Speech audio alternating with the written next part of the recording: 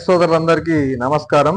సిద్దిపేట జిల్లాలోని ఆయా గ్రామాల్లో వడగండ్ల వాన కురిసి నష్టపోయిన రైతులు అందరూ మనము మంగళవారము అనగా రేపు 15/4/2025 రోజున నిరసన కార్యక్రమం కలెక్టర్ ఆఫీస్ దగ్గర చేపట్టడం జరుగుతుంది. వడగండ్ల వాన మిగిల్చినటువంటి నష్టాన్ని గురించి, అదేవిధంగా ఈ రైతు రుణమాఫీ గురించి, ఇంకా ఇతరత్ర అంశాల మీద కలెక్టర్ ఆఫీసు వద్ద వినతి పత్రం ఇచ్చే కార్యక్రమం ఉంటుంది. కలెక్టర్ గారు కలిసి మాట్లాడే కార్యక్రమం ఉంటుంది. కాబట్టి అందరూ హాజరు కావాలి.